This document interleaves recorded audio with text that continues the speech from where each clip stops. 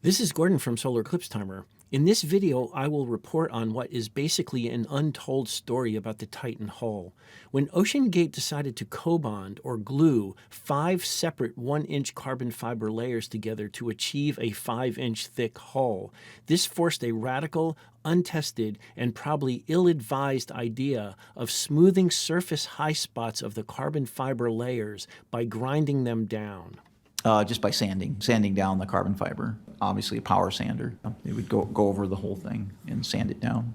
I have not come across any serious discussions about the potential impacts to hull strength when every hull layer has dozens or possibly hundreds of carbon fiber and matrix discontinuities. The Coast Guard Titan hearings are amazingly revealing if you weave together the details from multiple witnesses, as I have done. You will hear testimony from multiple engineers. The way that the wrinkle likely formed for OceanGate was what would be called a debulk. And I started at OceanGate in 2019 and worked there until 2023. I'm saying the first principles of engineering do apply here.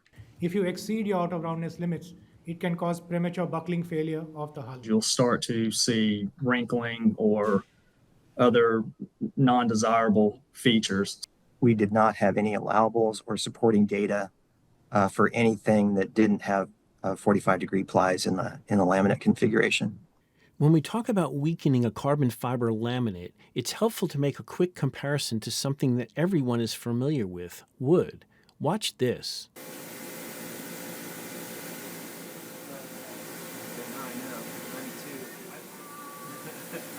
I said 10-9.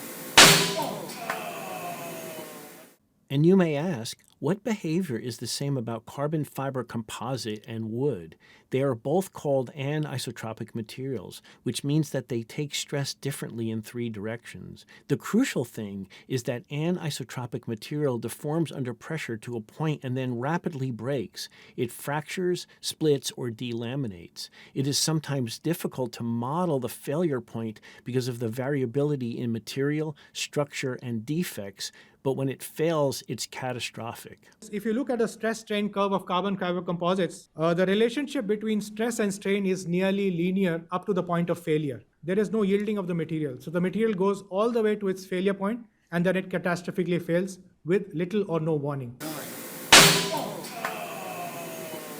When loops of carbon fiber are damaged in a hull, either during fabrication, by accident, excessive pressure, or from deliberate grinding like OceanGate did, you have to consider the distribution of the loads. When Boeing consulted on the V1 hull, this is why they recommended 45-degree plies. Increased potential for damage or damage propagation based on the 0-90 configuration without a cross ply, or that the load redistribution, if you had damage, wouldn't be performed as well, or the laminate might not be as robust as it would be if it had 45-degree plies in there. In just what's called a 0-90 axial and rotational layup, which is not normally done, but in the ocean, that's all you see. You don't get any torsional moments. Stockton and Spencer apparently did not agree with Boeing based on the idea that forces underwater will not create torsional moments. That may be true about the torsional moments, but it misses the point of Boeing's recommendation. Boeing felt that if you had defects in the layup or hoop fibers beginning to fail under strain, the 45-degree ply is another path for the loads to be distributed. Defects are likely with carbon fiber layups, and the defects will weaken the structure. You have to pre-plan to have a structure that deals with that. Listen again to Mark Nagley. Or that the load redistribution, if you had damage, wouldn't be performed as well. Boeing had no idea that years later, OceanGate would knowingly create hundreds and hundreds of defects by grinding. Let's hear from another engineer about cross plies. Now, a typical thick shell pressure hull is exposed to hoop stresses, radial stresses, as well as longitudinal stresses. So to withstand radial or longitudinal stresses, you typically employ X cross winding. That means you wind it in an X pattern. And that is more effective in handling hoop as well as radial as well as longitudinal stresses. If you're enjoying this content so far, please leave a comment and share it, which helps the algorithm suggest it, and consider subscribing. When OceanGate needed to do the V2 hull, they did not trust Spencer Composites to do it.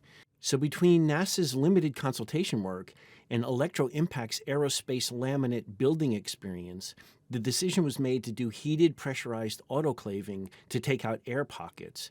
But since this will not work well on a 5-inch thick laminate, Electro Impact said it had to be done in 1-inch thick layers so the autoclaving would have an effective debulking effect.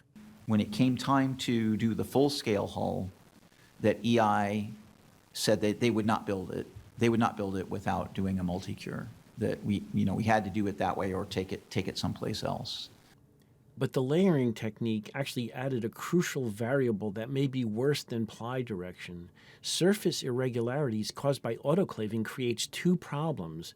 The humps grow with each layer, and it ruins the flat surface for laying down glue. This meant that there had to be surface preparation, which led to grinding down high spots. I think you will like the graphics I made to explain this process. There was a statement in Dr. Kramer's testimony that may have gone unnoticed. In the midst of talking about the co-bonding process, he casually makes a statement about bulges in the hull being removed by grinding. This short statement does not emphasize what a big deal this was. After peel ply removal, bulges in the hull were removed by grinding. A layer of film adhesive was applied, followed by another inch of pre-preg. For any sanding event that went 3 layers down or more, it would have sanded into both circumferential layers and longitudinal layers. Let's look at a 3-dimensional model to understand the possible effects of grinding humps on the surface of layers to prepare for glue prior to the next layer. The layers get built up on a mandrel and autoclaved. A layer of glue is put down before another layer is added, and this is repeated until you have 5 layers, getting to a thickness of just over 5 inches. Look at this image of the version 2 hull just after being removed from the mandrel. Do you see all those ripples in the surface? Those are high spots in the carbon fiber layup of the 5th layer and the final layer, so they did not need to be dealt with. But the first 4 layers had to be dealt with. The issue is this: if you have humps on the surface of one of the early layers, that could impede getting an even layer of glue applied. And even worse, with each subsequent layer, that hump will get higher.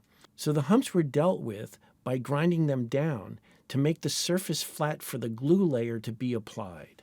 When we built the 3rd scale hulls, one of the biggest problems that we had was that if there was an imperfection, that imperfection would amplify towards the outer windings. On the first 3rd scale hull, this wrinkle was quite large. When we tested it and it failed right on this imperfection. So when we started doing the multi-cure, what was done was they would do the first layer and then cure it, and then we had a group of people with sanders. They would sand down any imperfections, any sort of blisters or anything like that, and smooth it out as best they could.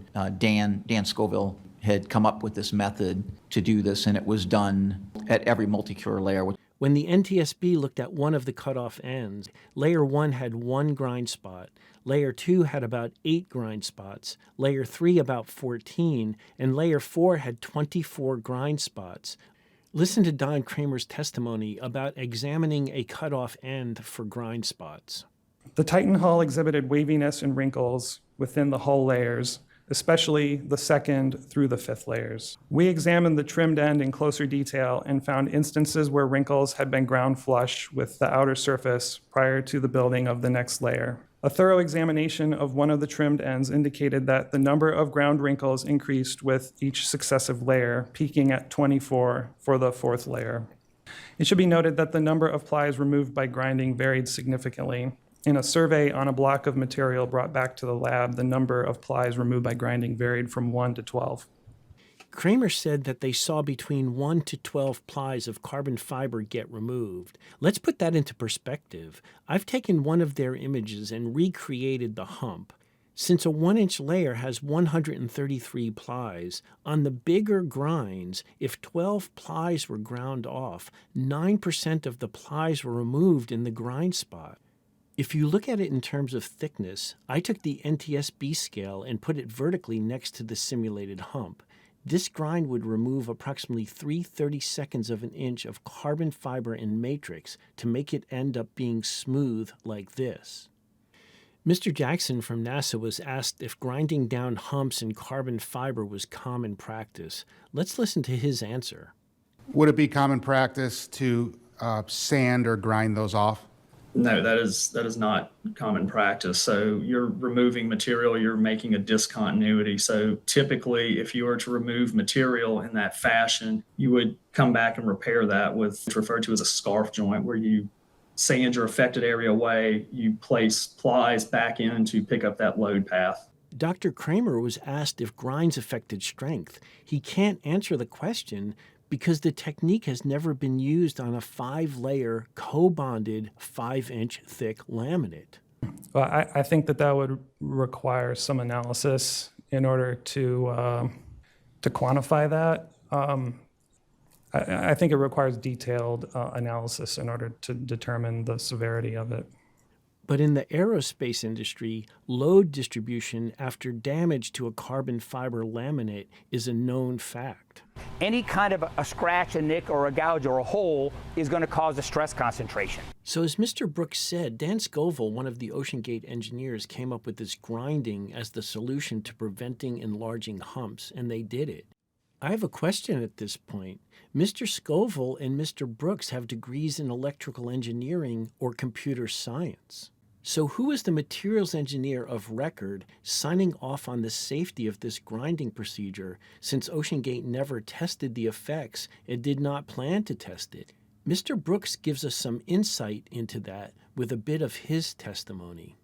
In the fall of 2021, then after the engineering director left, then I was promoted to engineering director. At the time, I was concerned because I did not have a background in mechanical engineering or in materials. And the agreement was that other people at the company, mainly Stockton Rush and Bob Schumann, would handle those tasks, the mechanical engineering tasks and materials. So how many grind spots did they put in the hole? We don't know for sure, but we can make a conservative estimate from what we know they found in the cutoff end. The NTSB found 47 grind spots in one of the cutoff ends. Now, I want to mention that the cutoff ends might not fully represent the 8-foot length of the usable hole, but judging by the amount of humps seen on layer 5 of the finished hole and the way Mr. Brooks described the group that did the grinding, I think my estimate is conservative because, as I will explain in a minute, layer 4 had the most amount of grind spots of any of the layers.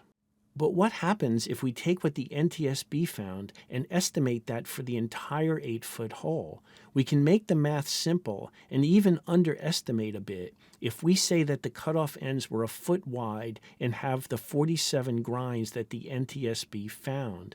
Doing the math, this means that the 8-foot hole may have had 376 grind spots. But the problem becomes more worrisome if you look at it in 3 dimensions. Let's do that. Let's say this black oval represents a grind spot on layer 1. You might say no big deal.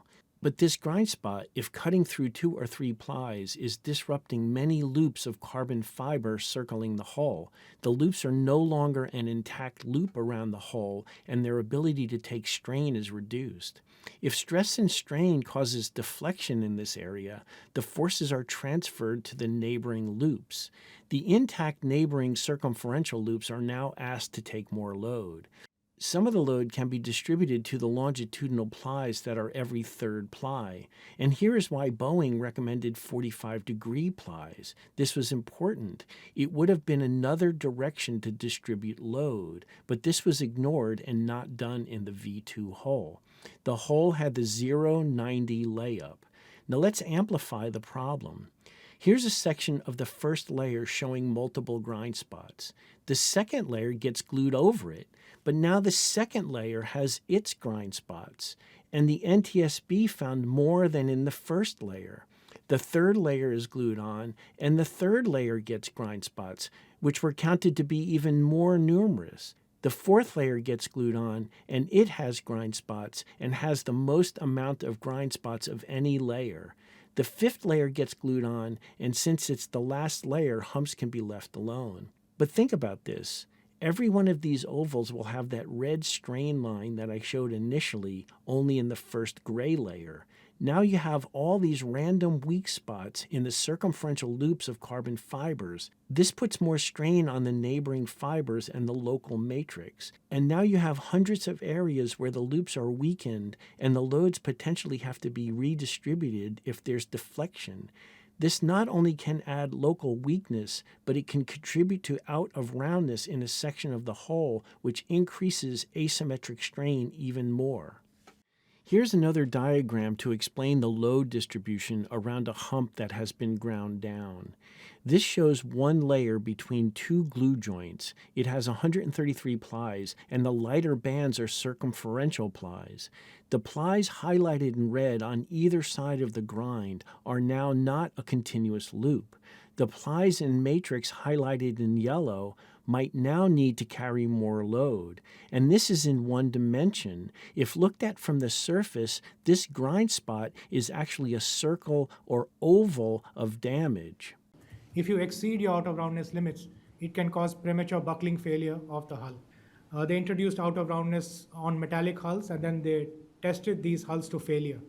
And what they noticed is as you exceed your out of roundness limits, the pressure at which the hull collapses is much less than the design pressure. And sir, was that just primarily for metallic hulls? Metallics.